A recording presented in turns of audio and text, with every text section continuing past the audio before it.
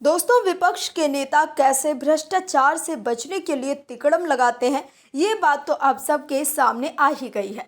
विपक्ष के नेता पहले भ्रष्टाचार कर रहे हैं, फिर खुद को बचाने के लिए बड़े बड़े वकील हायर करते हैं जो किसी न किसी रूप में राजनीतिक सरोख रखते हैं।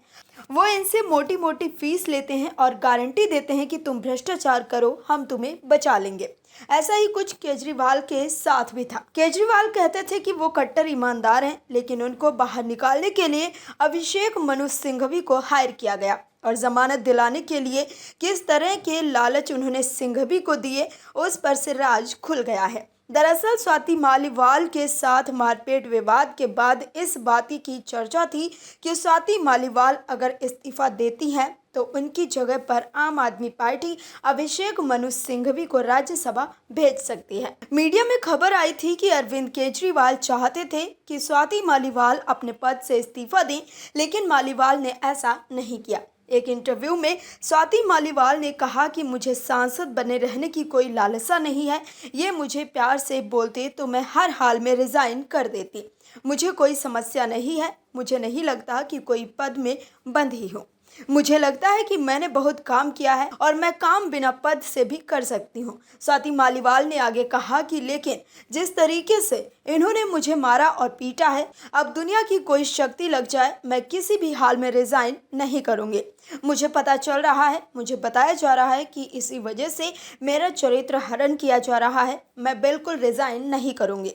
वहीं इस विवाद के बाद जब सवाल उठा कि क्या अभिषेक मनु सिंघवी को राज्यसभा भेजने के लिए स्वाति मालीवाल के साथ ये सब हुआ है, तो इस विवाद पर सीएम अरविंद केजरीवाल ने कहा कि उन्होंने जनवरी के महीने में अभिषेक मनु सिंघवी को राज्यसभा का ऑफर दिया था, लेकिन उन्होंने ठुकरा दिया।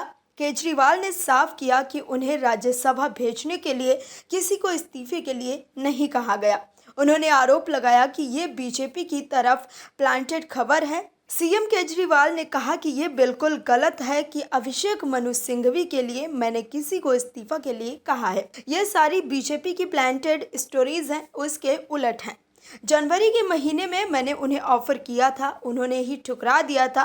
गौरतलब है कि देश के जाने माने वकील अभिषेक मनु सिंघवी ने सीएम केजरीवाल का केस लड़ा। इसके साथ ही उन्होंने संजय सिंह के मामले में भी कोर्ट में जिरह की थी।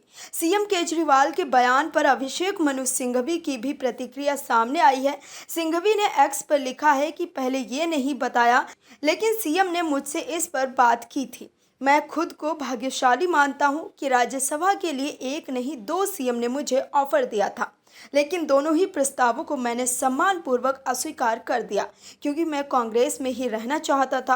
राज्यसभा प्राथमिकता नहीं है। 3 दलों से प्रस्ताव मिलना वास्तव में सराहनीय है। तो देखा आपने कि कैसे स्वाति मालीवाल के राज्यसभा से इस्तीफा नहीं देने के बाद केजरीवाल और सिंघवी दोनों खुद आकर सफाई दे रहे हैं और इस विवाद पर फैले रायते को साफ करने की कोशिश कर रहे हैं।